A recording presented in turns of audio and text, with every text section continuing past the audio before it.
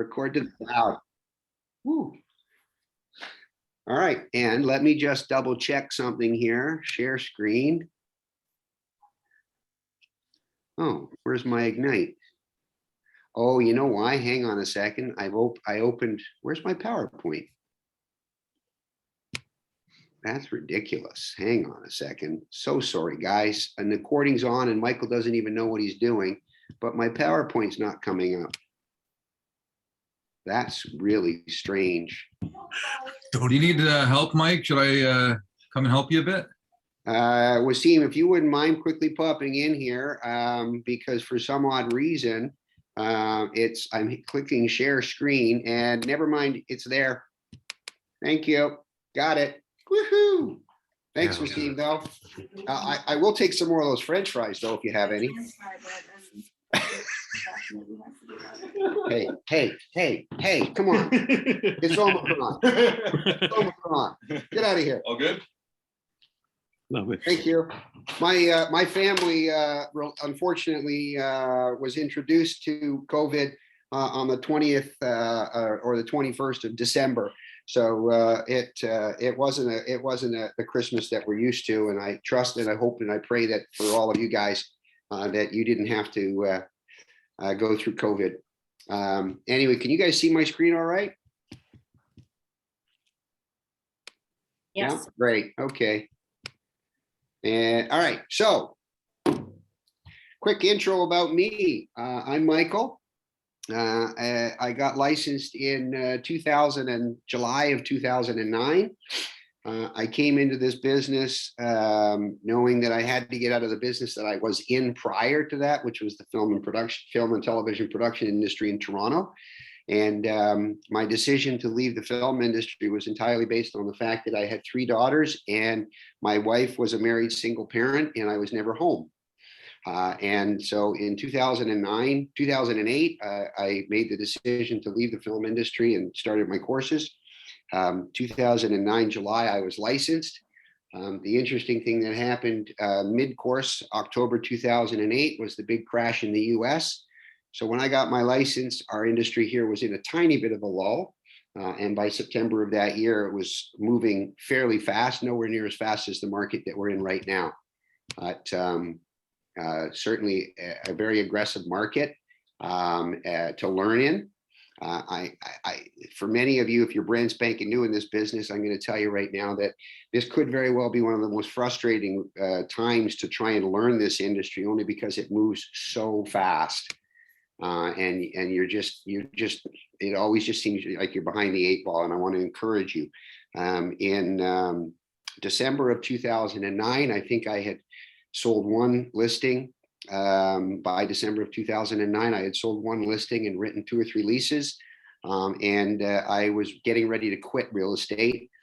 There was this thing called Keller Williams Family Reunion in New Orleans in 2010 that I decided I should go and check that out. And I went to New Orleans to quit real estate. And when I came home a week and a half after I'd left for family reunion, I came home, I said to my wife, we're putting it all on the line. We completely refinanced our mortgage. We pulled out every penny of equity that we could, and I got to work. It took me 1.5 years or 2 years to really figure out real estate, but I'm sure grateful that I decided to stick with it. So I'm not sure if anybody is brand spanking new here. I'm sure some of you are. How have this Ignite sessions been going so far? Is this the second or the third? Third? It's the third, right? Thank you, Paula. Appreciate it. Awesome. And Wayne Clements, of course, as the key facilitator for Ignite, is an incredible example of discipline in terms of working your database. And more importantly, on the subject that we're talking about today, Wayne has a scripting partner that he's on the phone with 2, 3, 4 times a week, maybe even 5 days a week, out of Plano, Texas. And Wayne is a shining example of persistence and learning your skills. So when I first got licensed, I had heard this thing about scripts, and I was scripts were a very normal thing for me. I had been in film and television production my whole life. I grew up as a child actor. And so scripts were very normal. So I went to KW, their main website, Keller Williams University or whatever, and I typed scripts into the search bar. And there were 3 massive PDFs. I downloaded them all, sent them to Staples, had them put in Surlocks binding. And I every single morning for at least an hour, I would read my script binder and I would practice my scripts. Anybody have any idea of what the purpose of scripts is?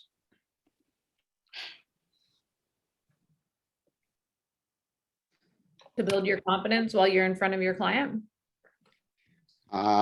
It's to build your confidence before you're in front of your clients. Absolutely. Absolutely. You look at any professional athlete, you look at a golfer, I love golf, and they hit 1,000 golf balls a day, 1,500 golf balls a day. That's because when they're playing Thursday to Sunday, they're not practicing anymore. They've got their skills down. And it's really, really important to understand in real estate. Most of us come into this business typically from other careers, and we have to earn to learn. And Gary Keller would challenge you that when you first get your real estate license and when you first start accelerating your career, the real key is you need to learn to earn. Understanding what you're going to say to your clients, how you're going to say it to your clients is absolutely critical, in my humble opinion, to your success. So I practice scripts in front of a mirror, smiling, 30 minutes, 40 minutes, 50 minutes a day, sometimes an hour a day. It allowed me to become, it's not necessarily manipulative in my language by any stretch. It allowed me to be able to be present when I was with my clients. One of my great mentors in this business, Glenn McQueenie, taught me very early on that most realtors are trying to figure out what they're going to say while their clients are speaking. And that's the reality when we're in conversation with most people. We're actually thinking about what are we going to say next. And by practicing your scripts and understanding your scripts and internalizing your scripts at a very high level, what ends up happening is you can sit there and listen to your client 100%. You can ask your client great questions because you will always know what you're going to say, no matter what they say back to you. Fair enough? So in terms of the big picture, scripts for lead generation. Hi, Mr. and Mrs. Seller. It's Michael Tuff at Keller Williams. My understanding is you're thinking of a sale at this time. What is it specifically that's motivating you for your sale right now? And uncover what their motivations are, identifying what their objections are. One of the big objections we get a lot is commission. What's your commission? That's a great question, Mr. and Mrs. Seller. I'm happy to have that discussion with you when we meet at your house on Sunday afternoon. In terms of closing deals, we never want to, again, go back to the word manipulate. We never want to manipulate our clients into doing something that they don't want to do. However, it's important that we know how to use language to be able to remind our clients of what the big picture is. Yesterday, for example, we had a client that was, we went on a buyer visit, and the client was kind of just a little irritated by some of the things that we found in the house, and was tripping over the pennies on the floor, and a few $100s of items that felt that should be addressed by the seller. And in the course of our conversation, we were able to get him refocused on staying on the clear goal that this is their forever home for the next 20 years. And are we sure we want to complicate this over a few $100s? Not to say a few $100s isn't important, but being able to know what you're going to say, to ask the right questions, The key to scripts, just so to circle back on this, one of the key to scripts is it allows you to ask lots of great questions, because we should not be talking a lot when we're with our clients. We should be asking our clients questions and allowing them to answer. And then based on their answer, our script then allows us to determine what we're going to say to them next. There is a great course that is offered through MAPS Coaching. You can go to mapscoaching.com. It's called The Language of Sales. I've taken it 3 times, and it is learning the right language and the right use of words and tonality, and mirror and matching your client in anything that they're doing, not to mimic them in any way, shape, or form, but to be able to create, to put yourself into relatability with your clients. Does anyone know what mirror and matching is?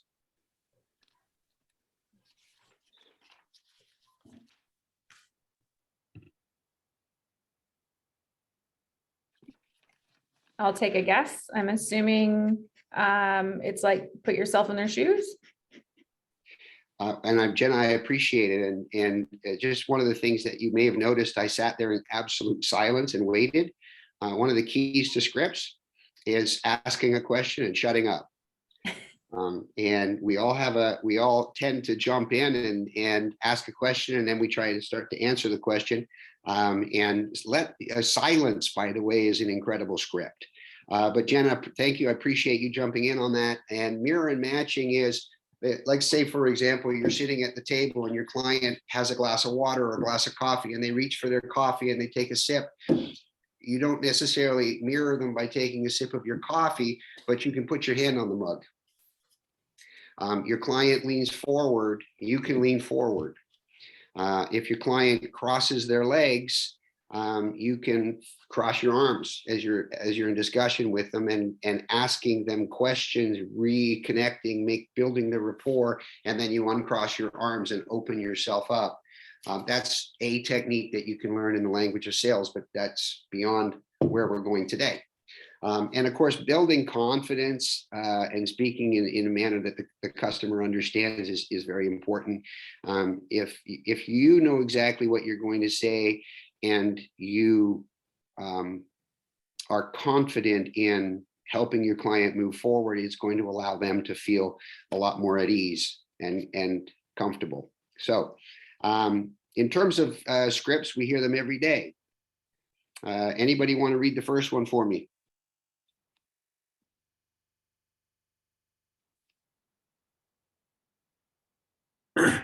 Did you find everything that you were looking for? I did, as a matter of fact. Thank you very much. Next one. Go ahead, look around, and please let me know if I can help you. Okay. All right. That, Carry on, Ed. okay, go ahead, look around, and please let me know if I can help you. Yeah. Anybody ever heard that when they've gone into a store? Is there anything I can help you with today? And of course, the big one that Best Buy and everybody's famous for, especially as we head into Super Bowl season, is, I see you admiring that big screen TV. Are you looking to get a new television for the big game this weekend? We've all heard them. We hear them every single day. Would you like fries with that? Would you like large fries with that? I mean, it's just a part of what we hear every single day. And understanding.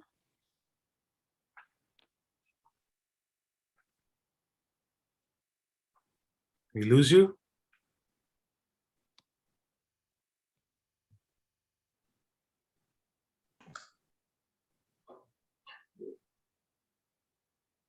What happened?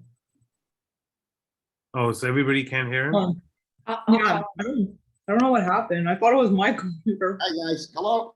Hi. I don't know what happened there, but all of a sudden the internet just completely disappeared in the Aurora office. So it's probably as cold as I am right now. So limiting. Oh, What happened to my screen? Oh my gosh, guys, bear with me. All right, there we go. All right. Anybody want to share with me, what is a limiting belief? Just an assumption?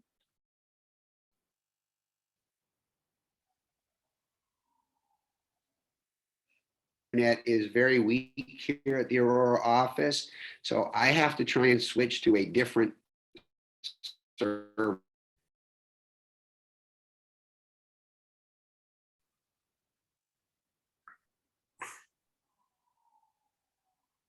All right, am I back? Yeah, you're back. All So right, you sorry about that. did an Sorry about assumption? that, folks. Sorry about that. For some strange reason, I keep getting a warning that the internet's weak. And I also have to plug my computer in because it's about to die. Sorry about this, folks. So would it be an assumption, a limiting belief? Certainly could be an assumption, yes. Limiting belief tends to be the way we look at it is what is our perception of something.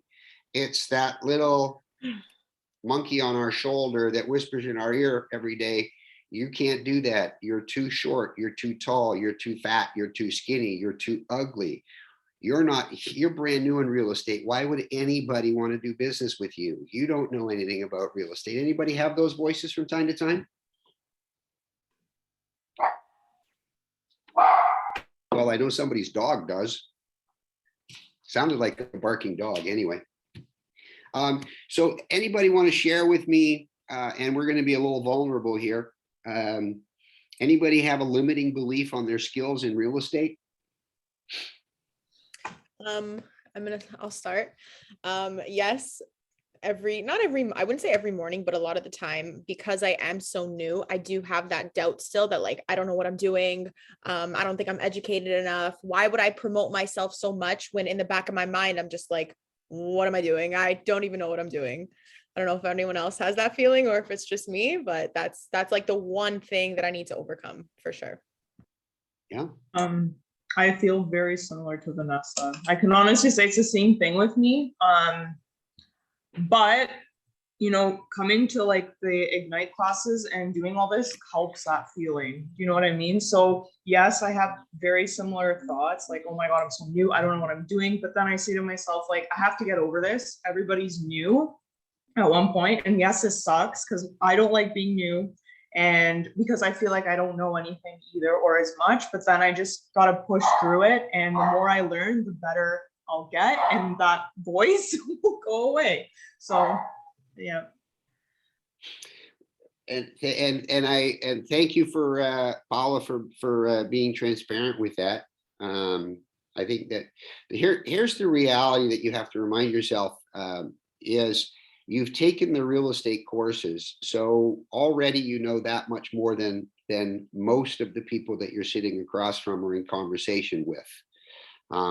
Everything that they teach you in Ignite, which is practice your scripts, lead generate, look at product, go see houses, which is probably a little more challenging to do inspections at this time during the COVID time when people don't want us to just be inspecting houses. My wife used to be my buyer, so if you have a partner or a friend and you want to actually officially book an appointment, then go look at 5 or 6 houses with your friend. Now you legitimately have a buyer that you're going through houses with. I mean, these are all things that the more you do them and the more consistently you do them, it just makes you that much stronger as a realtor. So obviously you then know even that much more than the client that you're sitting with to help overcome the limiting belief of I don't know what I'm doing. Another thing that I did very early in my career, and I did it for months and months and months, was every single day I would go to the MLS, I would go to Stratus, and I would pick a listing and I would create a mock offer for that specific listing. And so that I learned how to do, I created the buyer rep, the working with a realtor, I created the whole offer, the Schedule A, I would download the Schedule B. And I practiced it every single day, 5 days a week. I did a mock offer in my first several months in the business. Every single day, not every single day, sorry, 3 times a week, I did mock listings. So I would go to my neighbor's house. I would measure the rooms. I would take all my detailed notes. I would go home and I would prepare the MLS data and the listing agreement and all the forms and paperwork that went through it. Again, to be frank, that's just a different form of a script. Understanding your paperwork and understanding how to do things on the fly that is critical to your success and is just as important as learning your scripts. I mean, if you didn't know how to do the paperwork, as an example, and you had a client that said, look, I'm leaving for the airport in 15 minutes. I want to buy 123 Main Street. Can you get the paper to me before I leave for the airport? You've got to be prepared for that phone call because it's going to come in. You know, I'll never forget the very, very first time somebody reached out to me and they said, we really like this house. It has a pool in the backyard. Our friend mentioned you to me, and I think I was 2 months in the business. Can you come over and tell us what our house is worth? Because we think we'd like to offer on the house. And it was like, holy crap, what do I do? You know, it's like, so practicing scripts, practicing paperwork is all part of improving your skill set so that you can remove some of these limiting beliefs. So on page 4 of your book, I believe on page 4 of your book, there is a section there on writing down a limiting belief. I want everyone to just take a minute right now that we have a little bit more clarity on what a limiting belief is. And I just want you to write down a limiting belief that you believe you have.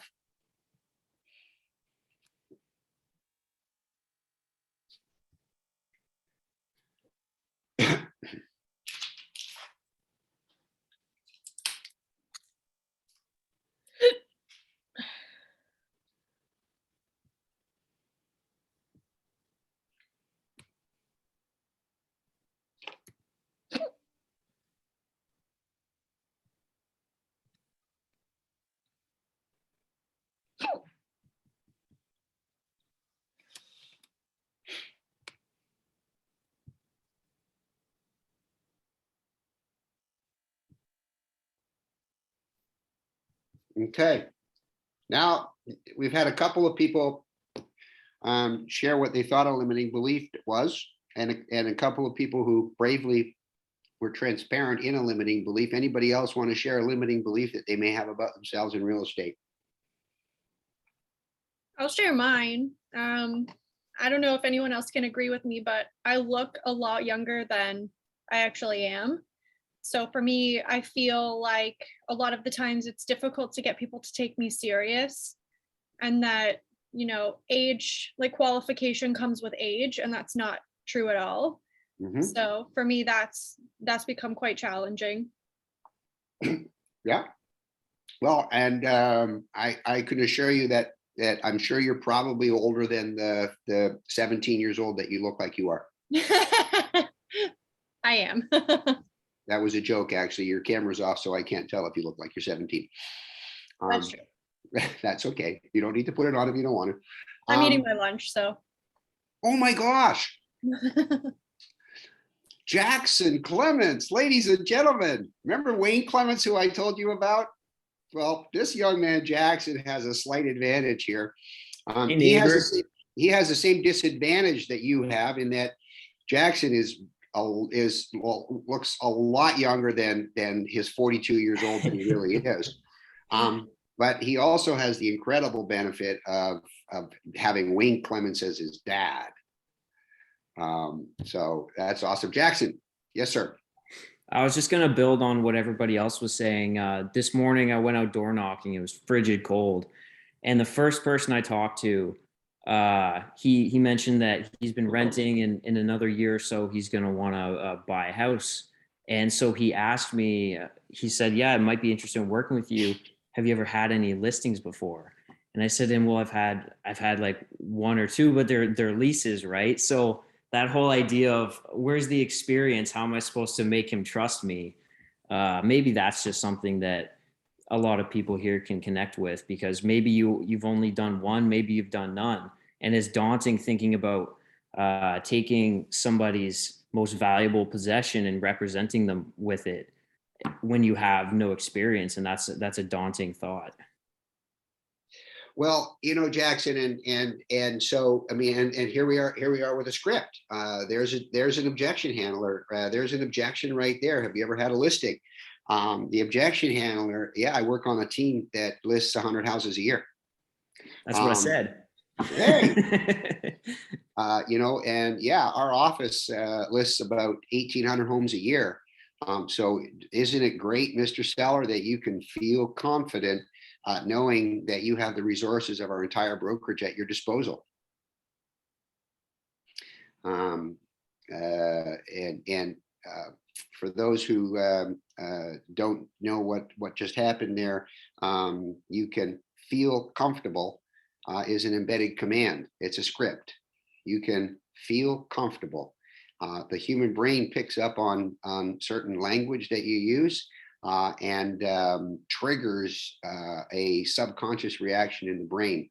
And if you go through the Keller Williams script binder that you have in Ignite, and if you have the opportunity to get your hands on a script binder from Bold, Keller Williams Bold program, you will see that it is absolutely laced with the psychology of language and what are called embedded commands that are inherent in our subconscious mind as things that we aren't aware that we heard, but put us at ease with the person who's saying it to us.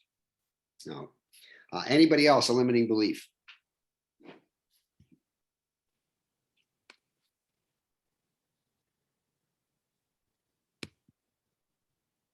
Nope. Hi, my name's Jim Lytle. Hi, Jim. You touched a nerve with me when you were talking about offers and listings, and that's where I'm at right now is, and I'm almost there, but learning the computer end of this, where exactly what you said. My fear is somebody's going to say, "Yeah, we need to do that today." Now, I know I would go to the office and look for help and all that sort of thing, but I want to be self-sufficient where I can put together an offer quickly, properly, and everything that goes with it. And the same with a listing. A few of us were actually doing sessions with, I'm sorry, I'm gapping here, their broker, to learn that exactly. Our broker of record? Yes. Christine? My brain just went dead. Yes, Christine. Your brain didn't go. Your brain didn't go dead. Your brain just did what mine does, probably more often than yours does. Yeah. Anyway, so hopefully we'll be covering some of that in some of these sessions. And like you said, I'm doing some practicing on various properties, but that's one of my things that I have a fear of, that I'm not going to be prepared when the time comes, and I'm working on it. I think, but I would call that a bit of a limiting factor at this point. And Jim, and I appreciate your transparency on that. And it truly is one of the things that a lot of people overlook. They get caught up in taking Ignite and lead generating and practicing scripts and sending letters to their friends and updating their database and the stuff that's important to build your real estate career for many, many years to come. And we forget the foundational important stuff of paperwork and being confident and comfortable in doing your paperwork. And to what I said earlier, Jim, is yes, it's time consuming. And it will take 2 or 3 hours the first time you do it. And if you do it long enough, you'll have it down to 15 minutes. And so I would encourage you, it's mine is not the only playbook, but take a page from my playbook Yeah. And literally go into Stratus every day and pick a property, just some random property, and write an offer. And vary it to grab a property that's well and septic, grab a property that has a pool, grab a condo. Just learn all of the clauses, and then you can create your own library of clauses. I mean, I have in my Authentisign web forms program, I have templates for freehold, condo, freehold with well, freehold with septic, freehold well and septic, freehold pool, and they're all there. And so I literally can just go in, grab one, and then I tweak it. And put a stopwatch on yourself, and don't judge yourself by the stopwatch for the first couple of weeks. Yeah. I'm at this point, I'm not concerned with how long it takes at this point. It's just making sure I go to all the right places to get all the information I need to be able to, you know what I mean, to put the whole thing together. Yeah. Michael, But you're I right. love, yeah. Michael, I just got to say, I love that you've just suggested this because it's such a good idea. I haven't written an offer, I'd say, in 2.5 months. And I'm feeling a little pressure, and I've written a lot of offers, and it's such a good idea to give that advice to everybody. Go in and try, and they're going to come up with so many, I'm not sure what to do here. I'm not sure what to do here. Like so many stops, but that's how they're going to learn, and they're going to get a flow of getting it down to, an hour or 2 hours, whatever. But I love your idea. Thank you, I'm gonna Leslie. do that. Well, and so it was funny. I mean, I had a listing recently, and I hadn't listed anything in probably 6 or 7 weeks, and I went, oh crap. And of course, it was a double crap for me because I recently released everyone on our team and went back out on my own. So all of a sudden, everything I was doing was stuff that my amazing admin Amber took care of for me. And it's like, ooh, I don't know how to do that anymore. And I just released my team because I felt I just needed to get refocused on who I wanted to be in this business, and then create a platform to then go back out and rebuild the team, probably in the not too distant future. The funny thing is, anybody who came on our team, this was a mandatory thing for them to do in their first 90 days. Every single day they had to email me an offer. I learned pretty quickly those who would stay on our team and those who we had to have the come to Jesus chat and say, I don't think we're the right fit. Because it's critical that you understand your skills. So let's get back to what today's really all about is scripts. And I think there's a video. There it is. I'm just going to put this video on. Can you guys see it all right?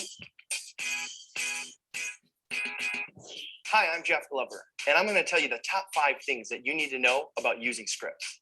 Step 1, you're going to need to get your scripts from a top agent at the office, your team leader, a MAPS coach, or of course, Keller Williams University.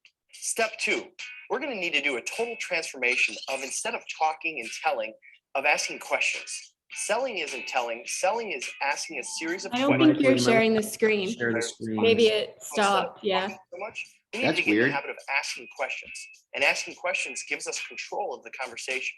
Control of the conversation gives us our ultimate outcome, which is an appointment set or a closing. Step 3, we need to listen with good intentions. Well, what I mean by that is we need to listen to Okay. the answers instead Yeah, of we can see it now. Thank you. Yeah. You want me to got it. start again? That comes to mind. Yeah, For maybe. example, instead of asking a seller, That face you made reminds me of me trying to do an offer. Hey guys, guess what? I've been doing this for 11 years, 12 years now, and I am flawed. It's okay. You can still stumble your way through several $100,000 a year being as flawed as I am.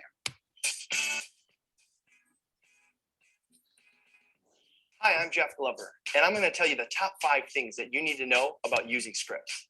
Step 1, you're going to need to get your scripts from a top agent at the office, your team leader, a MAPS coach, or of course, Keller Williams University. Step 2, we're going to need to do a total transformation of, instead of talking and telling, of asking questions. Selling isn't telling, selling is asking a series of questions that leads to desired response. So instead of talking so much, we need to get in the habit of asking questions. And asking questions gives us control of the conversation. Control of the conversation gives us our ultimate outcome, which is an appointment set or closing. Step 3, we need to listen with good intentions. Well, what I mean by that is we need to listen to their answers instead of just listening to them talk and asking another question that comes to mind. For example, instead of asking a seller where they're moving to and then going on to the next question, how soon would you like to be there? Ask them, where are you moving to? And when they give you a response, ask them, what takes you there? Step 4 in becoming better at scripts is we need to learn to mimic, mirror, and match the prospect. What I mean by that is we have to listen to their tone of voice. We have to speed up or slow down based on how fast the prospect is talking. That means when they respond and say, we're moving to Toledo. Oh, Toledo, that's exciting. What takes you there?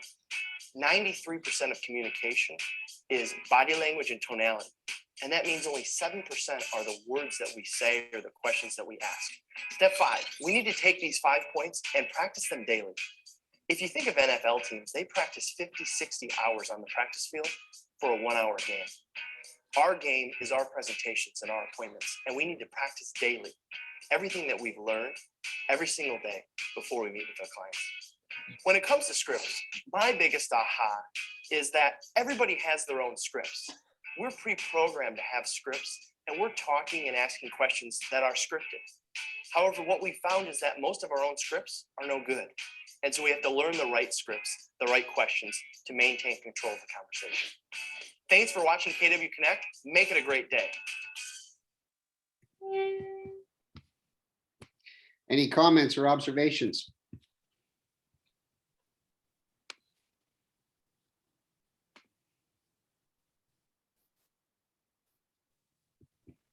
I think for me, it's just learning the right scripts. Okay.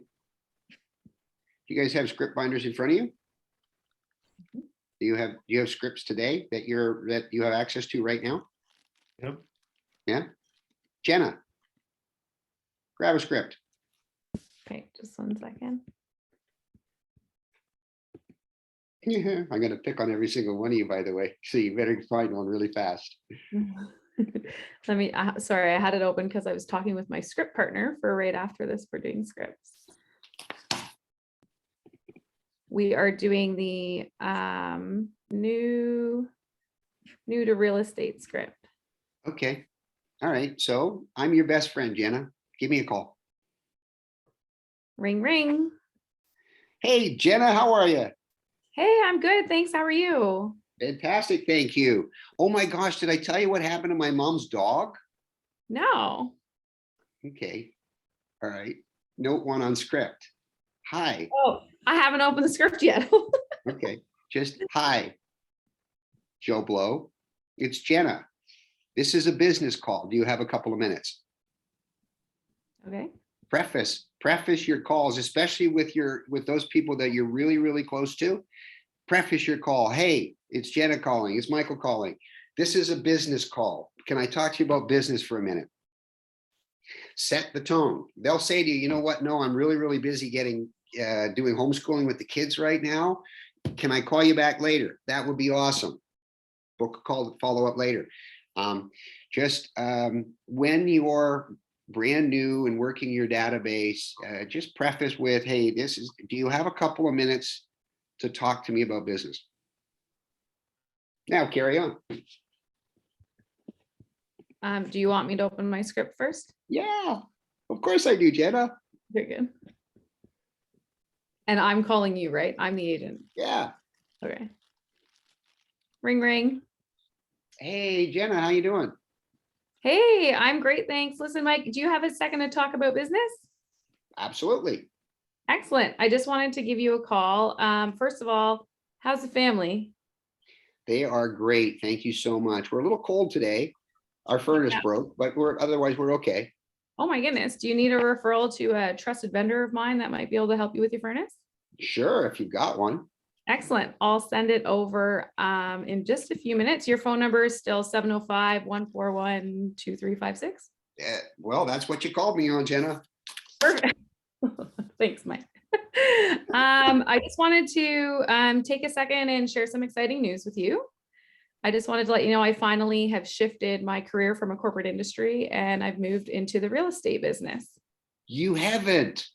Yeah, absolutely. I have. I thought it was a good time for me to start working for myself. Well, that's awesome because we just talked about moving. Oh, excellent. Whereabouts are you thinking about moving? I'm sorry. I hate scripts. No, you don't hate scripts. Doing them. No, you don't hate scripts. This is why it's so important to you. But here's the No. thing, and here's the thing you got to understand with scripts. You're going to have script partners. You're going to practice them. You're going to get them down pat so that when the conversation does this, all of a sudden, you already know what you're going to say next.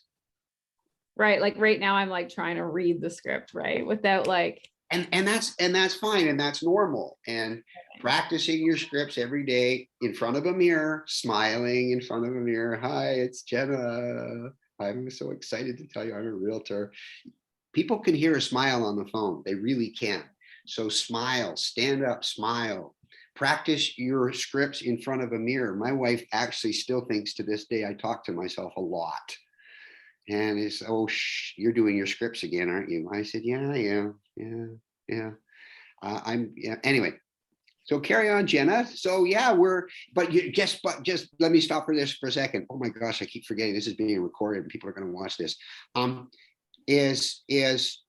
I just gave you a new motivation. So now you're going to go off your brand new to real estate script and you're going to swing to your, oh my gosh, where do you want to move to? Okay. Oh my gosh, where are you thinking of moving to? Well, we'd like to go to North Bay. Excellent. What is it about North Bay that you're interested in? You know what? It's time to just get away from here and we just really, we just want to kind of cash out and go up north. Okay. Well, I think North Bay is a great option. It's a smaller, quaint community. As you already know, I'll do whatever it takes to help people. I may count on you to help me grow my business. Awesome. That's a little aggressive, right? It's okay, Jenna. You're doing great. I put you on the spot. Nicole knows whether you're next. You totally did. If you don't mind, I'd like to share my real estate app with you. It's easy to check to see what's for sale in the area and for what price within your neighborhood. Oh, like in North Bay? Yeah, in North Bay. Oh, okay. Oh, wow. You can get me listings in North Bay? Yeah, I can help you list your property here as well as purchase a property in North Bay. Wow. That's a lot of driving, Jenna. Hey, I do whatever it takes for my people. Oh, Jenna, congratulations. Well done. Oh, now, thanks. do you want to go back? Do you want to go back to the intro script and carry on with your intro script once? I'm brand new to real estate script. Oh, isn't that what we were doing? Yeah, and then I took you off. Okay, so you want me back? You want me to call you again? No, I don't want you to call me again. I want you to just go through the whole script again and I won't interrupt you. Okay. Ring, ring. Hi, Jenna. Hi, Mike. How are you? Awesome. Thank you. Excellent. do you have a few minutes to talk about business? I sure do. Excellent. Are you still working in the film industry? No, I retired. No. Okay. Well, I'm just calling to let you know that I'm now a real estate agent with Keller Williams. I thought of you because I knew you'd be someone that could possibly help me grow my business. Especially since you know my track record in committing to doing the very best. That's awesome. Excellent. I was just wondering if I can share my free real estate app with you. Sure. Is that something you'd be interested in? Yeah, by all means. That's awesome. Anything I can do to help. Excellent. I really appreciate it. Is it okay to send it to this number or would you like me to email it over to you? No, you can text it to my phone. That's great. Perfect. Thanks so much. I really appreciate your support. No, not a problem. Have a great day. And to you, thanks for the call. No problem. Well, is that, sorry, I don't have the script binder immediately in front of me. Is that the first thing they ask you to say? Can I share my app? Yeah, well, it goes through forward options. Okay. And then the first thing it says is, I'm calling to share that I'm not a real estate agent. And yeah, can I share my Awesome. free real estate app with you? Did you say it goes through forward options? Yeah, Okay, family, occupation, recreation, dream. Okay, yeah. cool. All right, well done, Jen. I put you on the spot. Well done. Thanks. Okay, Nicole, I'm putting you on the spot. What script do you have in Alright. front of you? What script do you have in front of you, Nicole? I have the same one, the new to Keller Williams. Awesome. Oh, but oh, I'm not new to Keller Williams. I'm new in general. Well, new is What new. page is Jenna? What page is that on? That is on page 4 of the Spark script book. Oh, okay. It's near the bottom of the files. Yeah.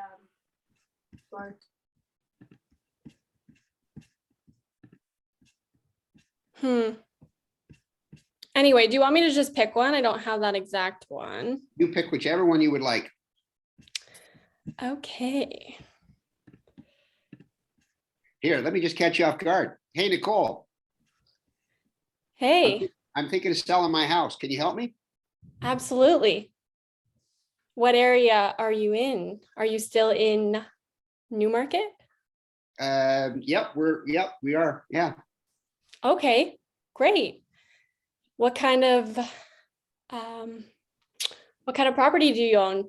How many acres? Are you in a subdivision? What's it like? Well, it's a basic subdivision home. Okay, great. Let's do it. I'd love to help. Why don't we set an appointment for you to come to my office? Maybe tomorrow, 3 p.m. Does that work for you? Sure, that would be fantastic. Are we allowed to meet in COVID? Technically, no. Let's do Zoom. Oh, it's okay. It's okay, Nicole. I'm double vaccinated, so and I only have a slight sore throat and some sniffles. So, Oh, okay. Well, I'm triple vaxxed. awesome. All good. Let's set a Zoom appointment for tomorrow at 3 p.m. We'll start there.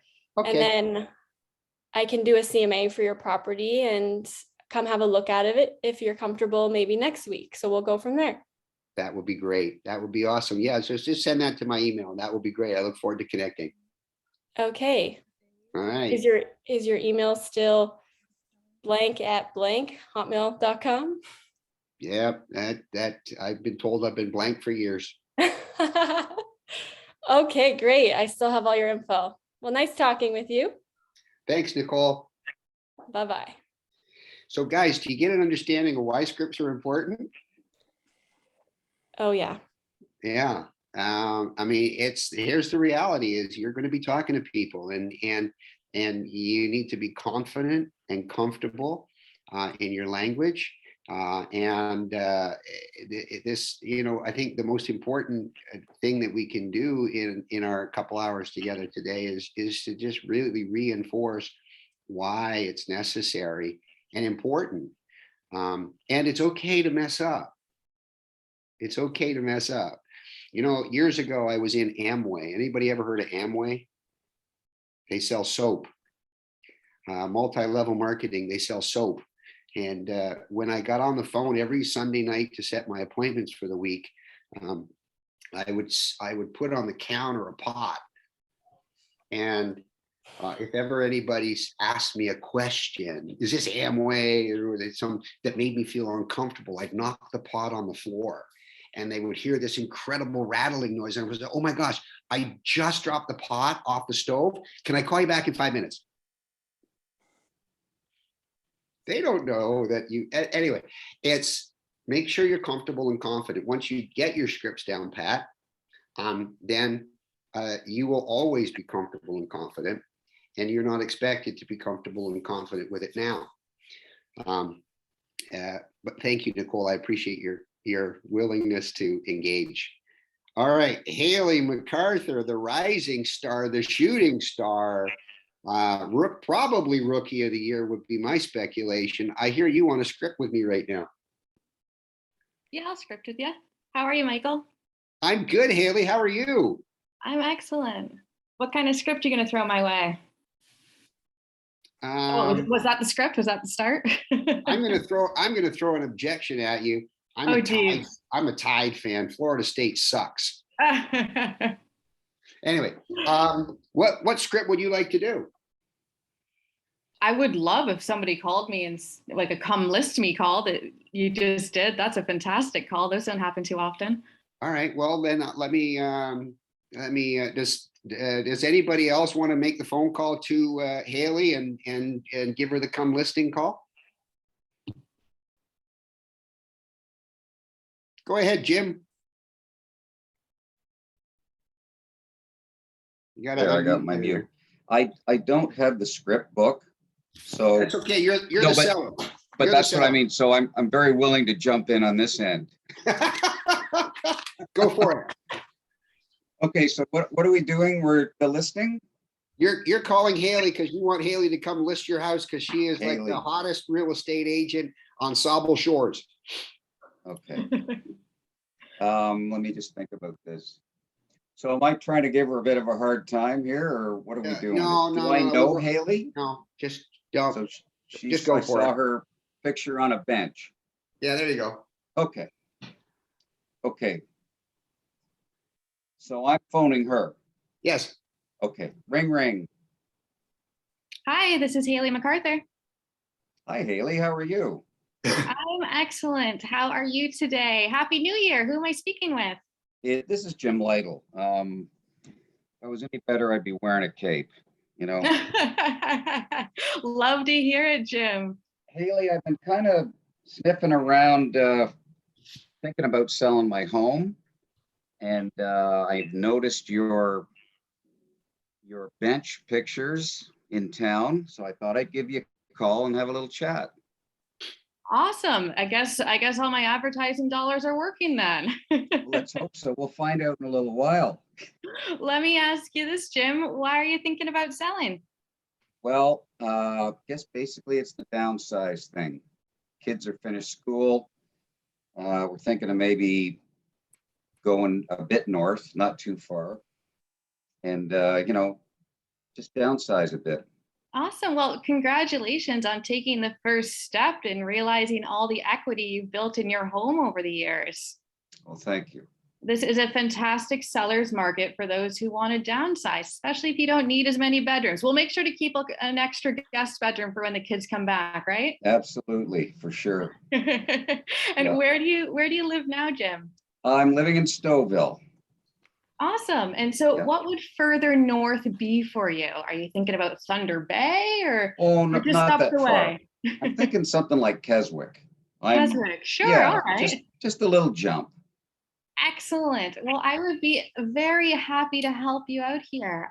Is it you and your wife at home? Yes, it is. Well, Her name's Deborah. Deborah, fantastic. That is my favorite aunt's name. I like her already. So I would love to set up a time here to meet you and Deborah at your home, go over some comparable sold properties, take a look at what your neighbors were selling for, and we can start working toward getting your home listed. How does that sound? That sounds great. I got a couple of questions for you. Please shoot. What's your main marketing thrust, so to speak? Like what separates you from some of the other people that makes you successcung? Well, I do Like, a couple why more should things. I be going with you? I do a couple more things than just the city benches, right? Of course. These days, we are seeing more and more of the market pivoting to online, right? We're all stuck at home during COVID. What you're doing, you're shopping for homes online. So the buyer that I want to get for your home is somebody who feels like they've already been in the home already because of our drone photography, because of our 360 virtual tours, and because of our professional photography that we do for your home. We also do staging so that the new buyer can picture themselves in the home to maximize the space and maximize the light and make your home show in the absolute best way. Okay. Now I got to ask you a quick question. Sure. What's your, any flexibility on commission? I operate at 5% commission. Okay, but that's the bottom line. It is. So I pride myself and on building a strong reputation in the community, and it wouldn't be fair to anybody else if I was to give you a discount, would it? Well, you know, we won't tell anybody. You look like you're somebody who can keep a secret, Jim. I guess I'm not looking at you because you're on the phone. You sound like somebody who can keep a secret, Jim. But no, it's important to me that you get the best quality service for the sale of your home, because that's ultimately how you're going to end up with more money in your pocket. And it sounds like that ultimately is your goal. Is that what I'm hearing? Of course it is, yes. Excellent. So let me, when we meet you, me and Deborah, we'll go over what exactly that 5% goes toward, and maybe it'll make more sense for you. That sounds awesome. Thank you. You know, the old thing, I had to ask, right? You know. Of course. Yeah. Well answered. I'm glad you did too, because I do want to stress how much my reputation means to me in the community. So Jim, I have some availability on Thursday. I can meet you around 5 p.m. or we can do after dinner at 7 p.m. Which works best for you and Deborah? 5 o'clock's great. All right. Well, I will see you then. And in the meantime, I will drop off a little note in your mailbox with my business card. So you know who you're going to be meeting. I guess you've already seen my face on a bench, but you'll have the card too. Terrific. Thank you. All right, Jim. Bye for now. Appreciate your time. Yep, of course. Oh, actually, before I let you go, can I grab your email address? Absolutely. JimLytle@gmail.com. And can you spell that last name for me? Lytle. All right, Jim. Thank you. I'm glad you didn't ask me to spell Jim. You got it. All right. Well, hey, happy New Year. See you on Thursday. I guess I'll send you an email to get the address. Sorry? I guess I'll have to send you an email to get your actual address. Yeah, no problem. Thank you. All right. Bye now. Bye. Were you going to say GYM? No, that I find that a lot. I'll say my name and they say, "How do you spell that?" And I go, JIM. Jim. Not real estate agent. Haley. My twisted sense of humor. Yeah, that's why I went where you were going. Haley, awesome. Awesome. I need a park bench now. I thought I should throw the commission thing in there just so we could all hear how it's handled properly. Yeah, no, that's fine. And that's fine. And park benches are highly overrated. I've been caught sleeping on several of them, Haley. In my geo farm, I'm known as Garbage Can Michael. Anyway, Haley, role play with me. Sure. All right. Do you want to be the client or do you want to be the realtor? I can be a very difficult client if you want to do objections. Does anybody want to go through some objections? And I might be a little rusty, Haley, but yeah, let's have a little fun here, Haley. Sure. Do you want it to be a cold call? Are we sure? Yes, just surprise me with what you got coming. So go ahead. Oh, like you as the agent cold calling me, or do you want me to cold No, call? I want you to be the difficult client. We're gonna have some fun here. Okay. All right. Awesome. Ring ring. Hey, it's Michael. Hi, Michael. It's Haley. How are you? Hi, Haley. I'm great. How are you? Not so good, Michael. You've had my house listed for 2 weeks now. Average days on market is 14. Wondering why you haven't sold it yet. Well, you know what, Haley, that's a really, really, really good question. When we met and we talked about the market and where the prices were in the market, if you recall, we talked about a strategy of listing low and getting multiple offers. Do you remember that conversation? Yeah, I do, but I think my house is worth a whole lot more. I mean, we've put in all this very particular renovations that only satisfy my tastes. Right. So Haley, what specifically is it that you would like me to do, and so that I can address it for you? I want you to get it sold at a higher price than my neighbors. It would be really embarrassing for me if I sold less than the guy across the street. Is what your neighbor sold for the driving factor, or if I recall, you said you wanted to move to Manitoulin Island and retire? I mean, yeah, I guess that is our ultimate goal. You're right, Michael. Okay. So And I guess, yeah, I mean, I guess if I'm out of here and in Manitoulin, I never have to see the Joneses across the street again. well, I just wanted to make sure that nothing in your motivation has changed. I mean, if the highest price on your street has become the motivation, then that's great, and then I can create a strategy to make sure that we do everything we can to make that happen for you. I just wanted to make sure that being in Manitoulin in the spring was what was the driving force for you. Yeah, you're right. Thanks for bringing me back down to earth. Well, you know, Haley, for me, it's not necessarily about being right. I want to make sure that we're doing the very best job that we can for you. So is there anything specifically in the marketing that you feel that we're not doing?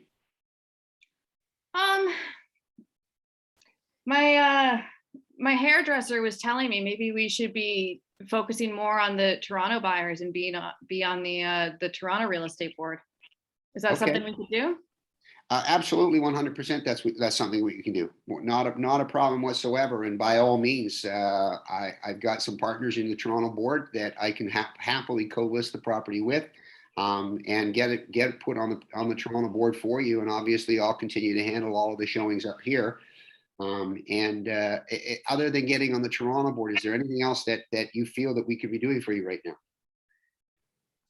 Do you think we're priced right? Do I have your permission to speak honestly and freely? Yeah, I guess that's what I hired you for. Okay. Well, I mean, the reality is when we first met, if you recall, the psychology of the buyers in the market right now is whenever they see a list price, they believe that they're going to have to pay 15, 20, even 30% more than that list price, correct? Yeah. Okay. And if we are already priced right where your neighbor just sold for, perhaps the issue for the buyers more than anything right now is their concern that they're going to have to pay 20% more. Do you need to let your dog out, Haley? So I think my dog saw a squirrel. So you think we're not getting any offers because everybody thinks they need to pay more to get it? Well, that's been my conversation and my feedback with a lot of the realtors is that they're very, very concerned that our expectation is well beyond where the market is right now. The truth of the matter is, Haley, all the buyers are paying more than a house is worth right now. The reason that's happening is because we have 18 to 20 buyers who are all tripping and falling over the same house at the same time. And we do that by creating that artificial low price. And we psychologically shift the buyers from I want that house to I don't want to lose that house. Do you see what I'm saying? Yeah, I do. I'm kind of stuck on the fact that you don't think my house is worth it. Oh, I didn't say your house wasn't worth it, Haley. I believe your house is absolutely worth what the neighbor next door sold for. The issue we're having is that the buyers are challenged thinking that they're going to have to pay 15, 20% more than your list price, which takes it way beyond what your neighbor sold for. Okay. So if we did a little tiny minuscule price decrease, what would happen? First of all, we need to make a meaningful price change, Haley. And what I mean by that is we need to shake the market up and get the market re-excited about your house. When we met, I had suggested to you that the strategy was to list it at $799 with the expectation that we would achieve that 900,000 that you're looking for. You know what? I mean, it wouldn't be the first time that we've dramatically repriced a house. We listed at $799 and we do offers in 10 days. Okay. All right. Awesome. Can you come by tonight and drop the paperwork and we can get this done? I can get it sent to you by DocuSign within the next 15 minutes. Even better. All right. Okay. All right. Thank you, Michael. I trust you can get this done and get me my price. You know what, Haley, we're going to do everything we can to get your house sold. We are in a very strong seller's market. And yeah, we just want to make sure that you're not the stale donut at Tim Hortons. That's not me. Yeah. All right. Thanks, Haley. I'll take care of it. Thanks, Michael. Bye now. So anyway, that's why script practice is important. I obviously stumbled a little here and there, and Haley did a good job of catching me off guard a few times. And God bless you for that, Haley. I'll remember that. So much for my referrals to you. Anyway, that was a joke, Haley. So again, all the more reason why it's important that you know what you're going to say and that you can just listen. But what was in your opinion, just a couple of people chime in here, what was probably the most important thing that I did in the conversation and handling the objection? Going back to what her motivation was. Yeah. Absolutely. All your notes. Huh? All your notes with the conversations you had with her in the past. And I went back to all my notes, all the different conversations that we had I asked, I specifically asked, do I have your permission to speak honestly? People, I think it's important to always ask permission. It's like when I said earlier today, hi, it's Michael. Do you have a few minutes to talk with me about business? Set the conversation for the nature of what's about to occur. People don't like to be told things, but they will give permission. And as Haley said, yes, I did hire you to be honest with me. So that opened the door to allow me to have that tough conversation with her. But bringing the client back to motivation is always one of the most critical things that you can do in any scripting. And then working them from their motivation back to addressing the objection. Notice that I also asked, was there any other objection in there? I want to know, am I dealing with something else? We're peeling away the layers of the onion to get to the real core issue. I mean, we could have peeled it away to a point where Haley finally admitted that she thinks I'm a complete nincompoop and I have no idea what I'm doing. And that's okay. If that's, then at least I know that's where we are. Asking questions is critical to the scripting process. And which is why it's so important that you know your material inside out, upside down. And you can mumble it and repeat it in your sleep. Anybody else want to role play? I'm just going to pick on somebody.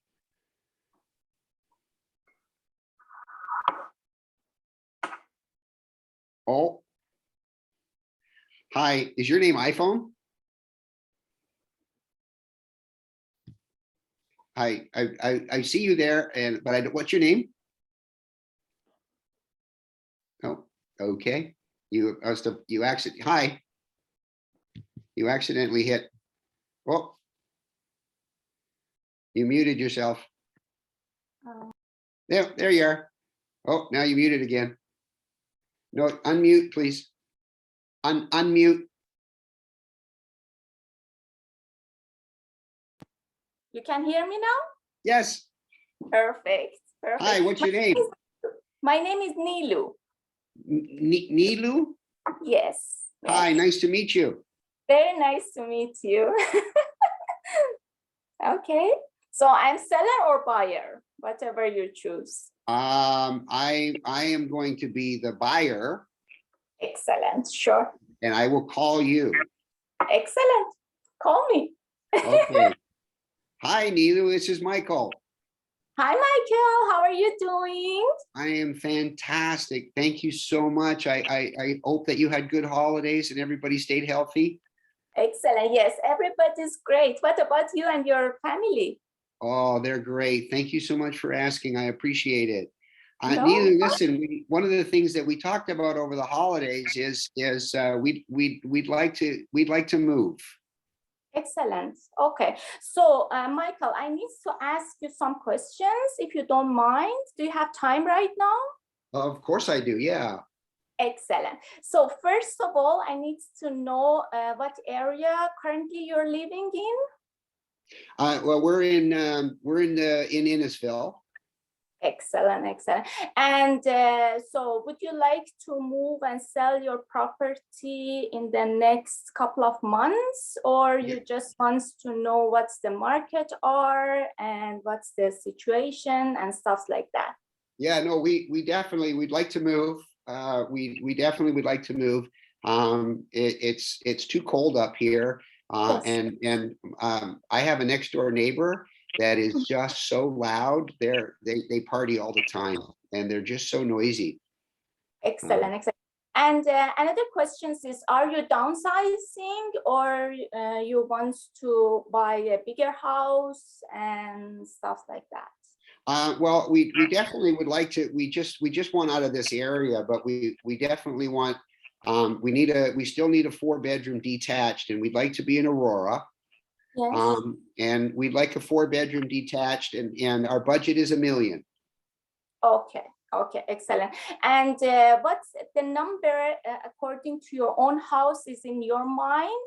That how much do you think that your property is going to sell, and how much would you like to the according to the buying the house? So is it like the same numbers, or like you would like it's probably the same. We just like to get back closer into Aurora. Okay. Yeah. So in Yeah. this case, you don't need to, put more money to your house, and you don't need to talk to the financial institute or stuff like that, right? No. We're that's all fine. But it's Okay. really, really important. It has to be a 4-bedroom in Aurora for $1 million. Okay, so to be honest with you, 4 bedrooms in Aurora around $1 million is, I cannot say that it's not doable.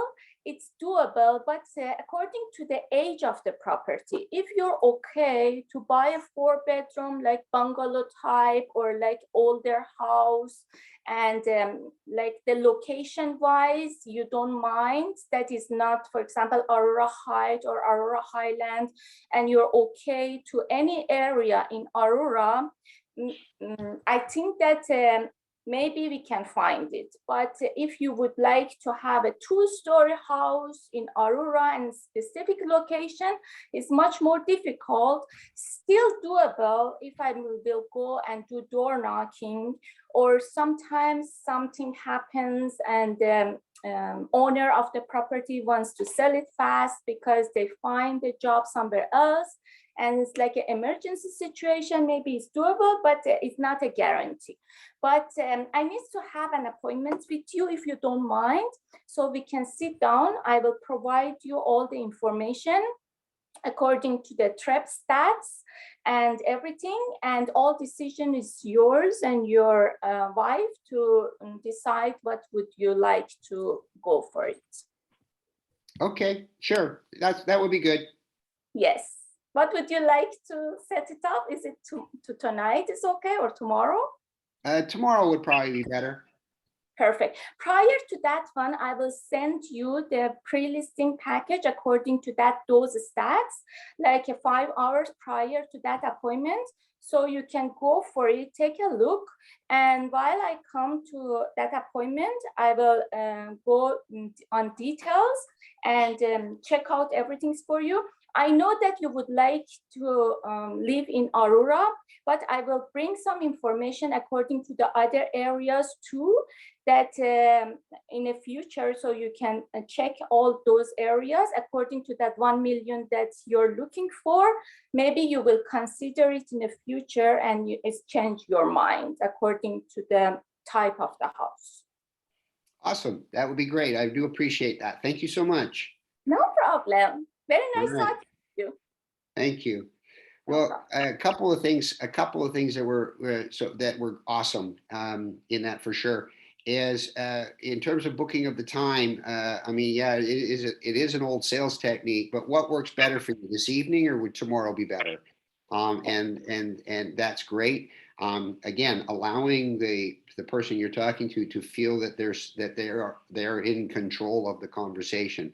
Remember, the person who talks the most is in control of the conversation, and we always want our client to feel like they're in control. So let them talk.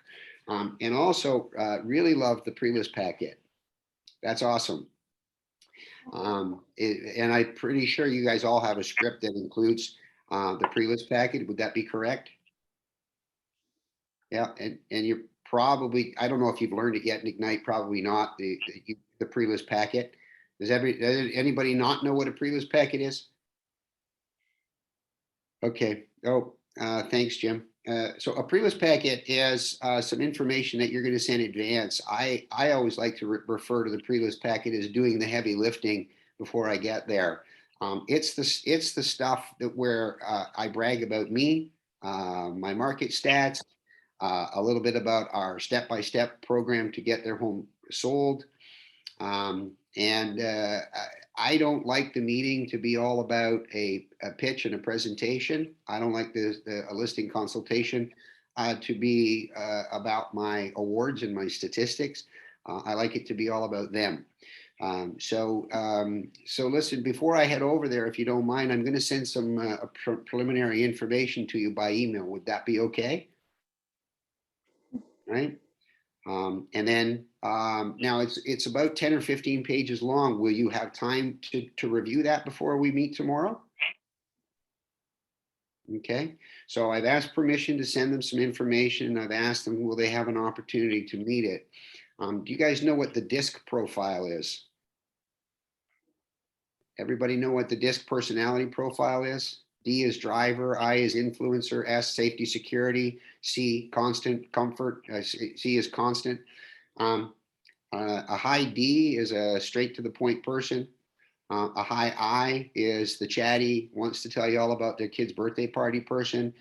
The S is probably about 65% of the people that you're ever going to be talking to who want comfort and security in their conversation. And the C are the accountants, the engineers of our world, who are very precise and detail-oriented people.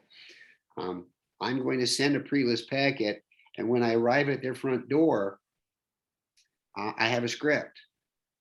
Hi, it's Michael. We had an appointment at 2:20 and it's 2:20. May I come in? Great. May we sit down in the kitchen, please? Thank you. I've asked them twice for permission to do something to see if they're compliant. Are they letting me in? Yes, they are. Are we sitting at the kitchen? Yes, we are. Now, let me ask you a question. Did you have a chance to review the material I sent you yesterday? Very important script. And I'm asking it because I want to see where they are on the DISC profile, because I want to know how to tailor my consultation with them. A high D will tell me, I didn't have any time. What's in it? The I will say, I didn't have any time because I was on the phone with my best friend, and then we were talking about this and we were talking about that. And oh my gosh, and my son's birthday party's coming up, and I'm trying to figure out how to do it with a Zoom with all his friends. The S is, I did go through it and I do have several questions for you. And the C is, I did go through it. I read every sentence. And by the way, there's a spelling error on page 4. It's important. I asked that question, did you have a chance to review? Because I want to know where they are on the personality profile, on the DISC profile, because now I know how to tailor my consultation and my scripts to them. All right. I'm complicating things just a little bit. Another reason why it's important that you know your scripts and you understand your scripts. because you have to be there 100% for your client. And you have to listen to them and pay attention to them and understand what is going to drive them and how do they make their decisions. Okay. Do you guys have script partners? You all have script partners that you've chosen? Okay. Yes. I have a question for you. Go ahead, Ed. Yep. These personality traits, is there like a sheet or a document that we can read to kind of categorize them in our mind? You could probably Google DISC, D-I-S-C, DISC profile. If I'm not mistaken, there's stuff at KWU, Keller Williams University, about the DISC profiles. There's probably YouTube videos about DISC. It's just one particular way of understanding people's personalities. It's not the only way. There's colors, there's various different ways to describe the 4 basic personality styles that date back to, I can't remember the Greek philosopher who came up with it. Yeah, Ed, Wasim probably has access to information. And if he can't find anything, just send me a note, shoot me a note, and I'll see. No, I just Googled it. I found it. Yeah. Yeah. I mean, no, it was the first time I heard this term. So.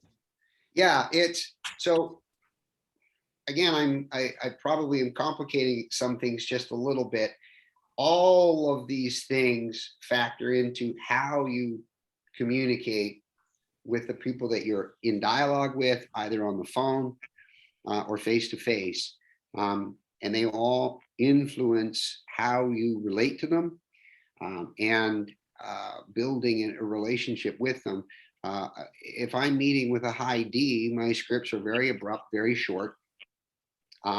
It's if a high D doesn't give a rip about anything, they don't care about my marketing. It was Haley earlier. Just get me the best price. I just want the best price. That's a high D personality style.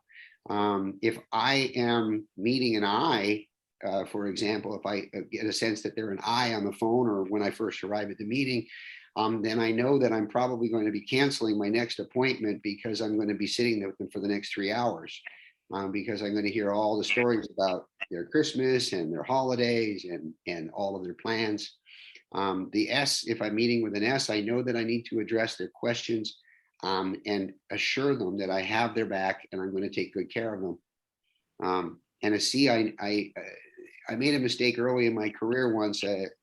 Somebody asked me a question that was very precise and very specific. And I said, oh, we really don't need to worry about that. It'll all be taken care of in what we do. And I wasn't hired because I offended them. Because you never tell a high C, don't worry about something. They need to know that you have a plan. Do we have any questions at all about scripts?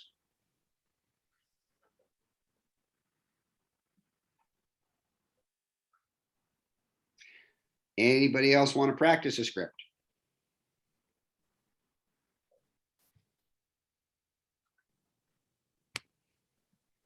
Nope. Okay. Well, guys, I hope that today was helpful in some form.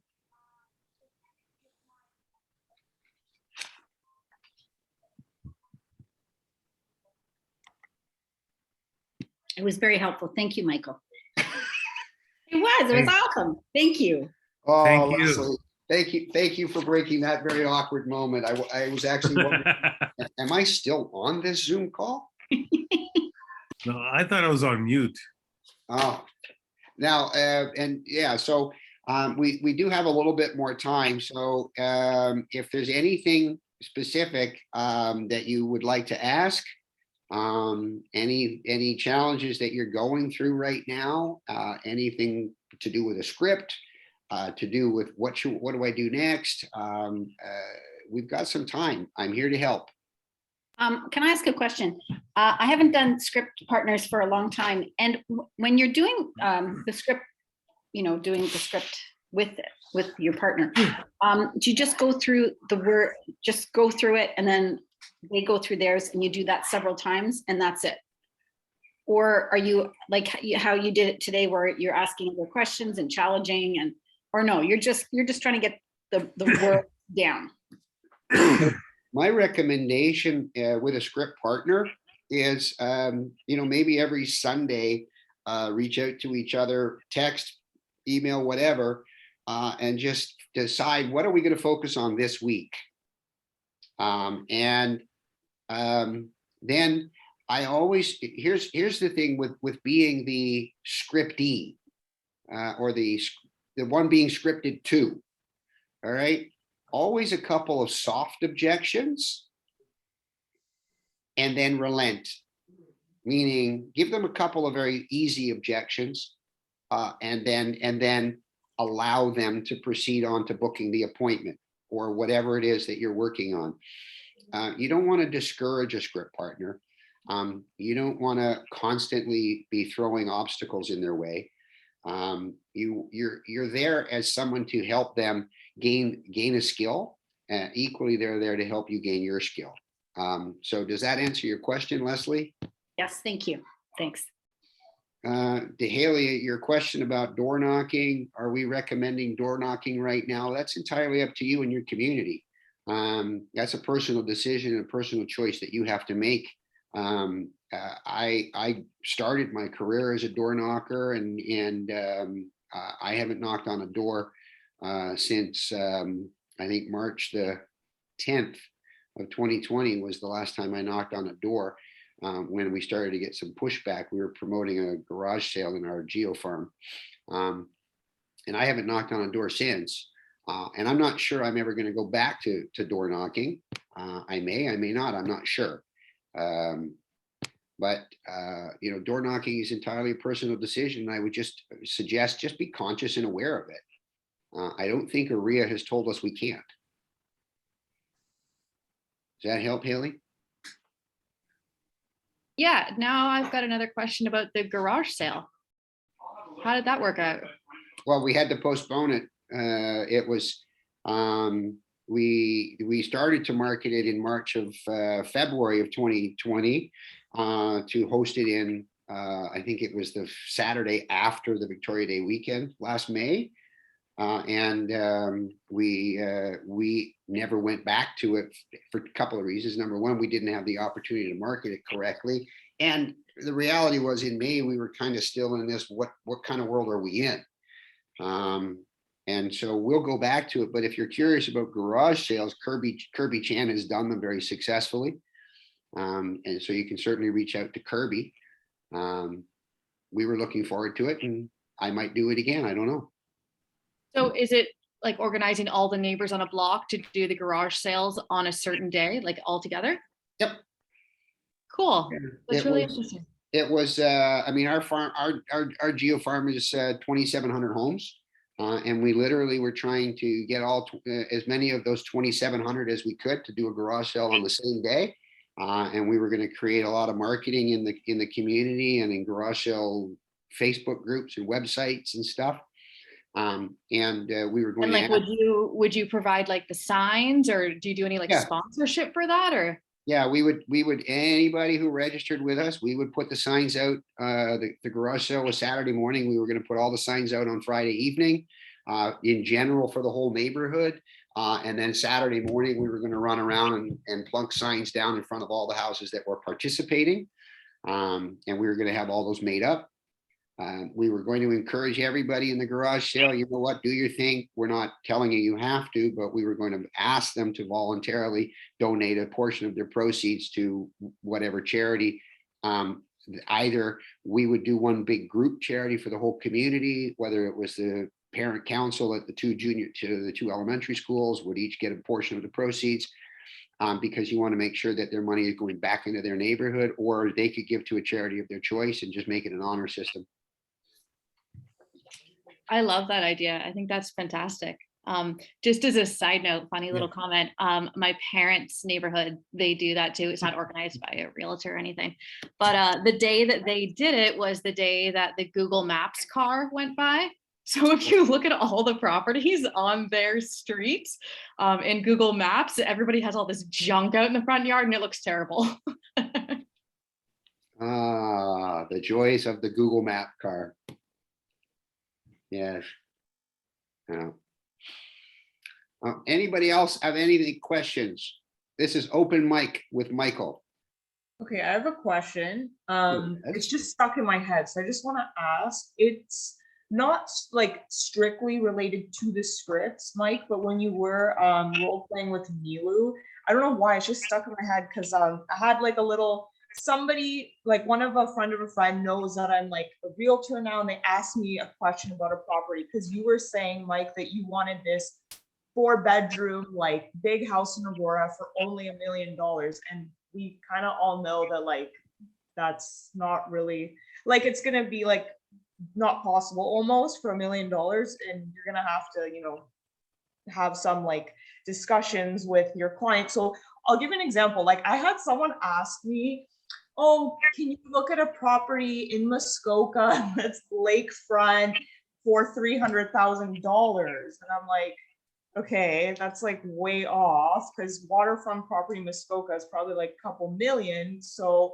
when I guess my question was, when you're dealing with clients that are kind of like, oh, I'm looking for this at this price, or I want to sell my house at this price, and you know, like it's, you know, maybe usually not possible or way off, like how do you deal with that? How do you tell some, because I'm like being new, I feel like I may run into someone like that, and I don't want to get their hopes up, but I guess like how do you kind of direct them the right way? Like it's not really possible, or I don't know. Well, there's a little acronym I use called HAM, BAM, HAMBAM, have a meeting, book a meeting. Okay. So I'm on the phone with you right now. Mhm. So let's role play this together, okay? Okay. Let's do the reversal here, and you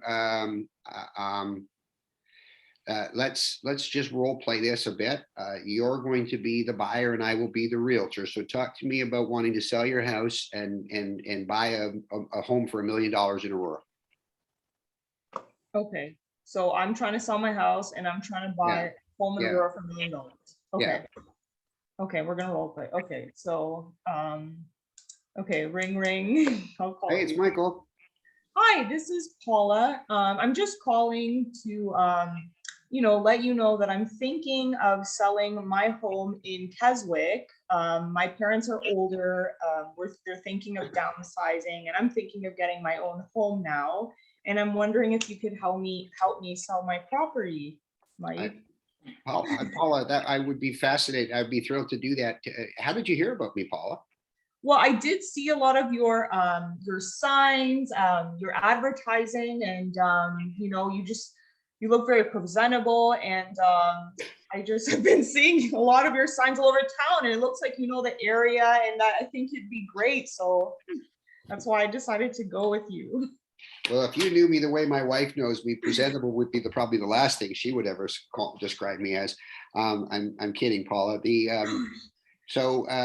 Which area of Keswick are you living in? Near the waterfront. Okay, so historic lakefront properties, Keswick North, or Yeah. up in, farther up?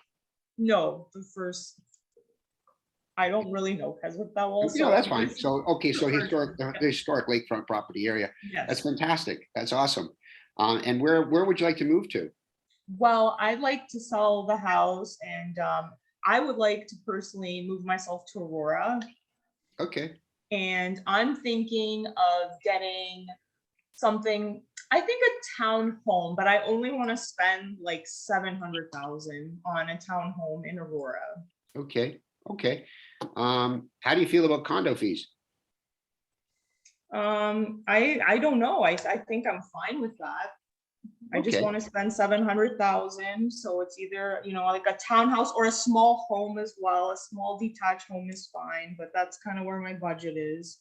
Awesome. What's your calendar like in the next couple of days for us to get together and we can have just a little chat about price and expectation and what your goals are? I would be free tomorrow. I'm free all day tomorrow. So okay. Yes. Great. So is late morning or early afternoon better? You know, okay, early afternoon works. Awesome. So one o'clock? Yeah, sure. Great. All right. And so I would ask for her address and Paula, that's great. So before I come to meet you, can I get your email? I'd like to send you some preliminary information, just a little bit more about me so that that you can know a little bit more about us and how we work. Would that be okay if I sent that to you? Of course, sure. No Awesome. problem. Awesome. And will you have time to review it? It's about 10 pages long. Will you have time to review it before our appointment tomorrow? Yes, I'm gonna review it before. If I have any questions, I'll ask you at the appointment, but Yeah. I'll look through it. Yeah, by all, you know what, just write them down. And by all means, I'll make sure that we address all of those in our time together. So I look forward to seeing you then. Okay, look forward to it as well. Thank you so much. Awesome. So helpful? Yes. Yeah, so listen, we may believe that somebody's unrealistic in their price expectation to list their house and the price expectation to buy their house. But let's book a meeting. Let's go meet with them. Let's have a conversation and see where they're coming from. And then one of the things that I like to do when I first, like with a buyer consultation as an example, is I like to say to the buyers, and both hands are here.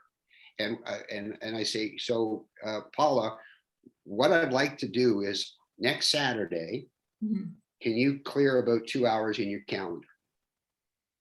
Okay. Yes, I can. So what I'd like to do, Paul, is I'd like to do a preliminary tour of homes. It's a no obligation. We're not committing to work with each other. We're just kind of going out on a first date. And this way I'll get a chance to see if I'm the right realtor for you, and you'll get a chance to see if I'm the right realtor for you. And when we're out, I just want to see, here's price and here's expectation.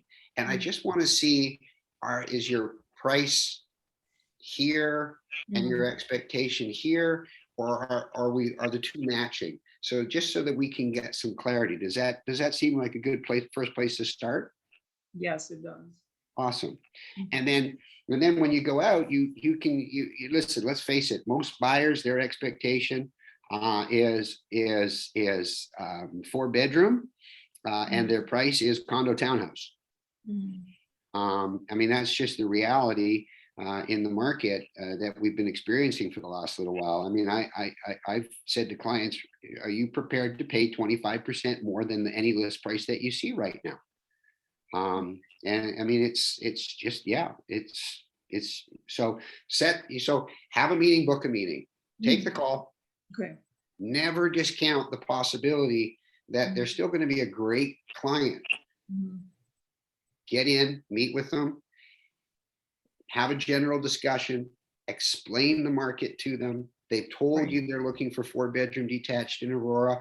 Take 4-bedroom detached in Aurora with you and lay them on the table and say, just so you're aware, is this where your price expectation is right now? Right? Okay, that helps a lot because I don't want to turn away someone. I right off the bat, because I know in my mind that their price expectation, maybe because they don't know, is way off. It makes more sense to book an appointment with them and just physically show them the facts and then work from there. Okay, got it. Yeah, I mean, and sometimes I'll say, so what is your price? What is your price range that you want to comfortably stay within? They'll tell me what that is. And then say, so, okay, great. So Paula, you know what, between 800,000 and 900,000, would it be okay with you if I sent you some recent sold listings in the last 30 days in that price range? And then we can discuss when we meet if you would buy any of those homes. Okay. Right. And send them 8 or 10 houses that have sold in that price range. Again, remember I said, let the pre-listing packet do the heavy lifting in advance of arrival. Let these listings do some of the heavy lifting before you get there. Or just say to them, look, I'm going to bring with me several listings that have sold between $800,000 and $900,000 in Aurora, so we can have a discussion. Okay. Got it. Thank you. All right. And yeah, Haley, exactly. Just book, you want to book a meeting. You want to get in, do the sit down buyer consult. It's important, and never, ever, ever, and this is a script to get down pat, right? When we meet, we will decide three things. We will decide whether you want to work with me, and I will decide whether I wish to work with you, and we will decide what the best timing is to list your home for sale.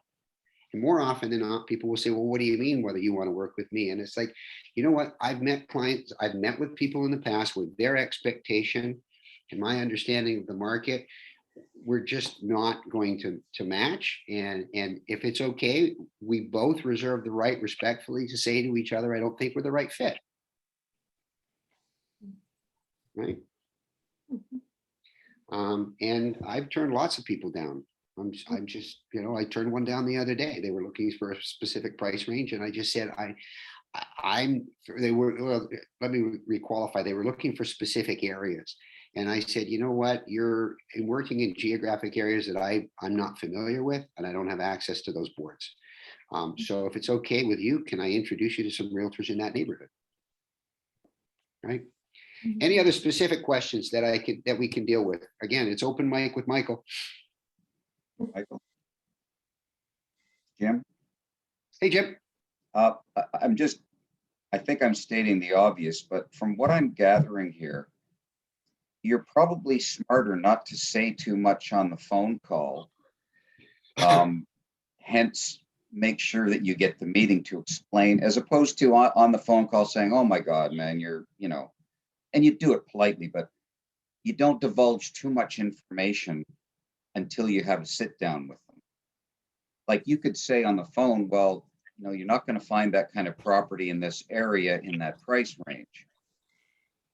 Like, I guess my question is, how much information do you limit on that first phone call so that you don't shoot yourself in the foot? I guess that's kind of what I'm asking here. Well, you remember the second half of the acronym was book a meeting, right? Right. I mean, you want to get face to face. You want to have a conversation with them, whether it's in person or on a Zoom call, whatever that might look like, because now, again, to go back to the video we watched earlier today, 93% of human communication is in tonality, is in body language, 7% is in the words. And if you're on the phone, God help you, please don't do this by text, please. But if you're on the phone, sorry, I say that to anybody my age. Yeah, I know, if you're 20 something, you text everything. If you're on the phone, you're only leveraging 7% of the power of the conversation. Right? Yeah. Yeah. So, and that makes perfect sense. But what I got from this specifically is don't try to explain too much on a phone call, especially a first phone call. Do the meeting, bring the listings, and then have a civilized conversation, an educational conversation with them. Ultimately, that's the goal, is to get face to face. Because here's the reality. There is a realtor out there who will take that appointment. So, and something like 75% of the consumers hire only call one realtor and hire the first realtor they speak to. Something like 82 or 83% hire a realtor who is one of two they spoke to. So if you are not the first or second in the door, you're not going to get hired, and they will find the one who gives them the answers they want to hear. Right. So get in there, build the rapport, get clarity on motivation. If they ask about your marketing, if they ask about your objection, great question. That's why we need to get together. What works best for you? 1 o'clock tomorrow or 6 o'clock tomorrow?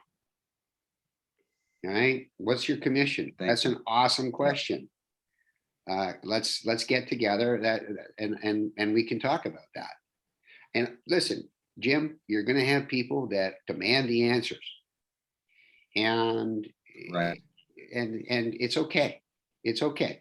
You know what, Mike Haley handled very well earlier. What's your commission? I'm a full service realtor. The commission is 2.5% per side. I don't like to say 5% because it's just a bigger number. You know, I'm a full service realtor, and it's 2.5% to the buyer agent and 2.5% to the listing brokerage. However, I also have service packages that range anywhere from 4 to 7%. And so when we get together, I can go through those with you. Right? Thank you. Yep. Understood. Yeah. And that's another thing, guys. It's like, you know, in terms of commission structure, there are realtors that I know that are charging 7% right now. And they say, look, the commission is entirely at your discretion. And I have commission packages that range from 4% to 7%. So when we get together, I can go through all of those with you, and we can discuss your options and which package you'd like to go with. Right? Any other questions? It's open mic with Michael.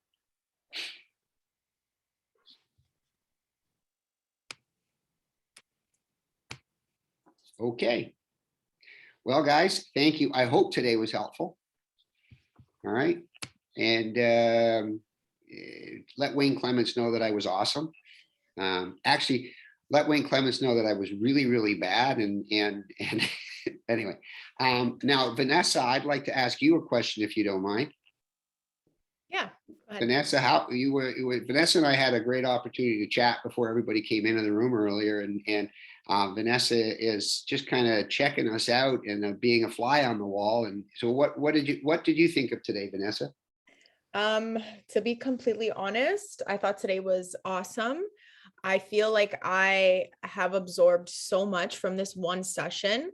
I'm super, super intrigued. I'm like gonna call Dylan and say, hey, are you guys hiring?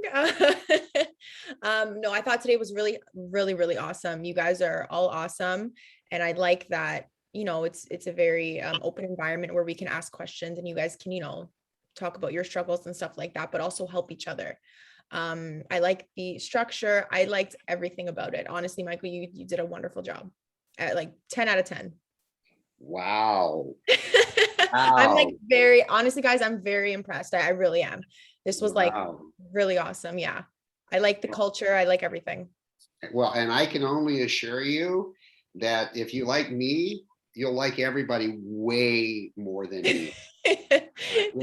when every year when we do our big travel events, Austin, Texas in August or September, family reunion in February, when we all eventually comfortably get back to those, every year they always Vanessa asks me the same question: is Trish coming? My wife. Oh, and I love that. because she loves to come to them. She has so much fun. The only reason they want me at the convention is if Trish is coming. Because she's just I love that. That's awesome. No, anyway, it's very, very helpful. Like, this is only the first session that I popped in on, and I already feel like I absorbed so much. So, you know what I mean? To continue doing that, like, you guys are building strong agents, and I really like that. So we are. And Haley, can I put you on the spot for a minute? Yeah, go ahead. Okay. Vanessa, you want to have a conversation with Haley McCarthy? yeah, I know. I was listening to her speak and I'm like, okay, wow. Haley, how long? I followed her on Instagram right away. I'm like, oof. Haley, how long you been a realtor? So I started December 1st, 2021. I did Ignite January last year. So yeah, at the same time you guys are doing it now. And so I just celebrated my first full year. And I credit a lot of that to Ignite. And actually I wanted to pop on and share that when I was doing cold calling, and I hated cold calling. But now I'm starting to like it. But when I was doing my cold calling, one of the first people I called, it was his birthday. And he told me that on the phone. And so I ran over there. One of my handwritten cards for that week was a birthday card to him. And I actually ended up hand delivering it to him because he was shoveling snow in the driveway, which I was completely petrified because I kind of just wanted to drop it in the mailbox and run. So I got to meet him face to face, just said I want to drop off this birthday card. Great chatting with you. Have a great birthday. And I never even followed up with him. And I think in August, a friend of his called me. It was a come list me call. And they had another realtor already come in there and give them a price. They didn't like that price. And so they asked their friends, hey, what realtors would you recommend? And this guy who I met on the side of the street for about 30 seconds, talked to him once back in January. But I gave him my business card was in the birthday card. And he passed my card along and I got a listing out of that. So this stuff actually works. You won't see immediate results, of course, especially with cold calling in neighborhoods. A lot of that is just, cultivating the relationship. And I'm kicking myself for not following up with everybody else between January and August, because who knows what other kind of business I could have generated. So it works. Stay on top of your thank you cards. Well, oh my gosh. And who could imagine how much business you left on the table? What, you only did 100 deals last year, Haley? Come on. Not quite that many, but yeah, I'm very thankful for KW, for Ignite, for all the training, because I was able to launch my career. Yeah. And Haley, we're very proud of you. You've done an incredible work, and you are an inspiration to a lot of newer realtors, brand new realtors. And congratulations. Now, one final question, for you, Haley. So, based on your bio on your profile, are you a Gator or a Seminole? I'm a Gator. All right. I went to the University of Florida. Yeah. All right. Anyway, thanks, guys. Have a great day. Thank you. Also, Michael, thank you for letting me be a fly on the wall. I appreciate it. Oh, thank Dylan for that. He was the one that sent you the link. Right, I do. I wish everyone success. Thanks, guys. Take care. All right, stay warm today, folks. Thank you. Thank you. Bye all. Bye-bye.